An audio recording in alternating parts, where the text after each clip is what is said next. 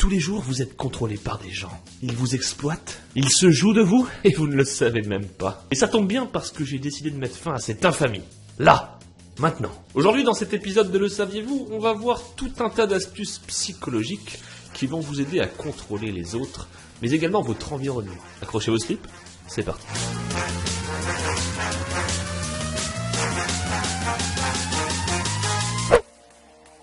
Bon, on commence par ma préférée, celle de Benjamin Franklin. Alors Benjamin Franklin, c'est qui? C'était avant tout un collectionneur de livres passionné, un journaliste, musicien, écrivain, inventeur et même un dresseur d'ours.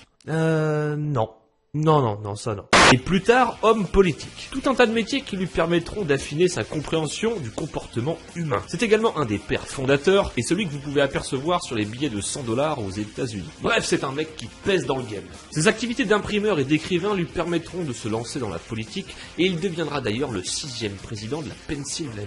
C'est durant ces années-là qu'il sera amené à populariser une technique d'influence qui porte désormais son nom, l'effet Benjamin Franklin. Alors certains la décrivent comme la méthode pour se faire des amis ou la méthode pour se faire apprécier à tous les coups. Benjamin Franklin, lui, la décrivait de cette manière. Celui qui vous a déjà rendu service une fois sera plus facilement prêt à recommencer que si c'est vous-même qui lui aviez rendu service. C'est également vrai pour l'inverse, et c'est pour cette raison que certaines personnes en arrivent à détester leurs victimes. Un bon exemple, ce sont par exemple les atrocités qui sont parfois commises pendant les guerres. On déshumanise l'ennemi, ce qui change complètement notre perception du meurtre, ou voire même de la torture, chose qu'on n'aurait jamais fait dans un autre contexte. Là vous vous dites, mais qu'est-ce qu'il raconte? Je sais que ça peut paraître un petit peu contradictoire, parce qu'on part tous du principe que pour charmer quelqu'un, c'est plutôt à nous d'aider l'autre. Mais avant de vous expliquer pourquoi cet effet marche et comment il fonctionne, je vais d'abord vous raconter l'histoire qui est arrivée à Benjamin Franklin et qui a donné jour à cet effet. Quand Benjamin Franklin entra en politique en 1736, il remporta l'élection de secrétaire d'État à l'Assemblée générale et commença à se faire quelques ennemis radicalement opposés à ses idées. Voilà, rien de nouveau en politique, c'est toujours un peu le principe. Seulement quelques temps après, Benjamin Franklin arriva à la fin de son mandat, et son plan était plutôt simple, être réélu. Lors de cette période, il a dû faire face à un de ses adversaires qui prononça un discours plutôt menaçant contre sa réélection. Benjamin Franklin réalisa alors deux choses. L'homme ne changerait pas d'état d'esprit, il était déterminé, opposé à ses idées, et Deuxiot, c'était un homme qui avait une grande influence dans le milieu politique. Il réalisa alors que s'il n'arrivait pas à renverser la tendance, ses chances d'être réélu seraient très fortement compromises. Il commença donc à réfléchir à un plan, afin de changer l'opinion que l'homme avait sur lui. Pour ça, il commença par lui envoyer une lettre, lui demandant s'il lui était possible de lui prêter un livre plutôt rare,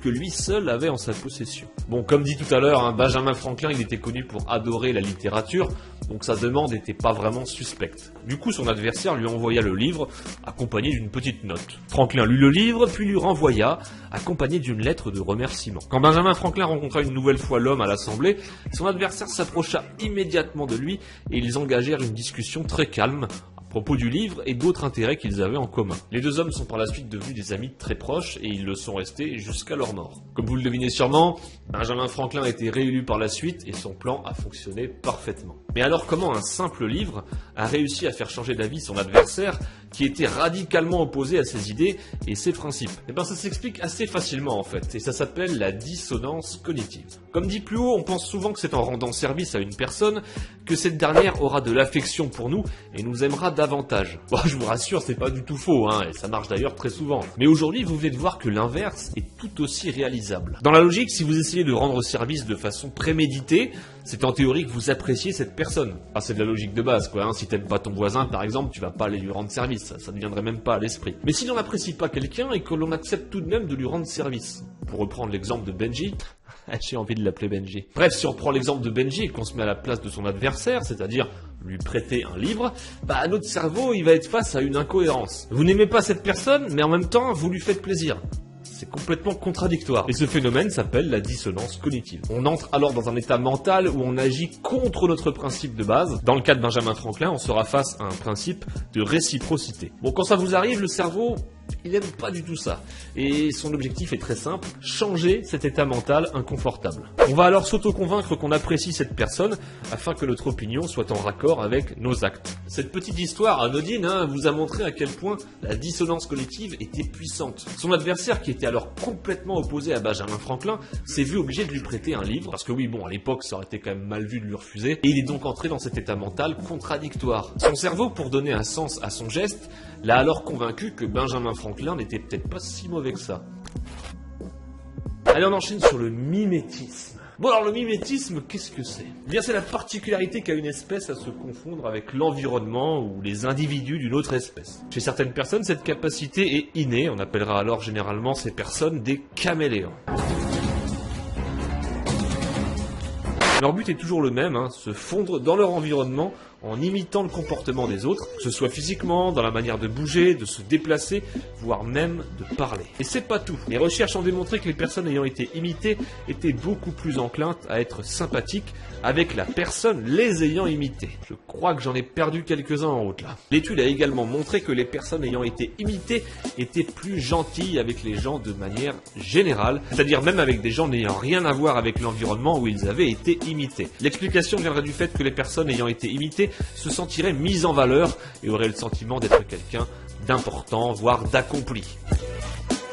Oh, si je vous dis que pour assurer votre premier encart avec Monique, il faut l'emmener dans un parc d'attractions. Bien selon le psychologue Richard Robinson, les recherches ont montré que les montagnes russes permettraient de relâcher une hormone qui causerait de l'euphorie. Cette hormone s'appelle la phényléthylamine et elle est relâchée quand on rencontre quelqu'un d'attirant. Ce sera également elle qui donnerait ce sentiment bizarre qu'on appelle coup de foudre. Richard Robinson le dit lui-même, la phényléthylamine crée un sentiment de joie et d'excitation, alors si vous voulez voir quelqu'un tomber amoureux de vous, emmenez-le sur une montagne russe. Bon, tout ça c'est bien gentil, mais comme d'habitude, ce bon vieux Richard, il nous dit pas tout. Eh oui, parce que si l'hormone apparaît très rapidement, elle disparaît également tout aussi vite. Richard Robinson conseille également aux gens de se rencontrer dans le noir total, et également de ne pas se raser les aisselles. Ouais, ça se tient. Il explique que le plus important pour trouver un ou une partenaire, c'est l'odeur. Car c'est le meilleur moyen de savoir directement si une personne est différente de vous génétiquement. Oui, parce que j'en ai pas parlé dans cette vidéo, mais au cas où vous le sauriez pas, on est programmé génétiquement pour être attiré par des personnes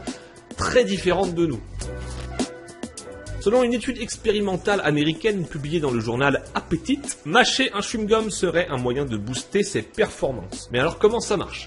En gros, le fait de mâcher permettrait de mieux irriguer votre cerveau et donc d'augmenter ses performances. L'étude n'a pas été dirigée par un plouc, mais par Serge Oniper, un professeur en psychologie travaillant à l'université de Saint-Laurence. Ils ont fait passer un test cognitif à 224 étudiants répartis en 3 groupes. Ceux du premier avaient mâché du chewing-gum pendant 5 minutes avant le test, ceux du deuxième en avaient mâché pendant le test, et enfin ceux du troisième n'ont eu droit à aucun chewing-gum. Eh bien, les résultats sont assez impressionnants. Les étudiants du premier groupe se sont avérés être les plus performants, surtout durant les 20 premières minutes de l'examen. Alors comment est-ce que ça marche, le saviez-vous ?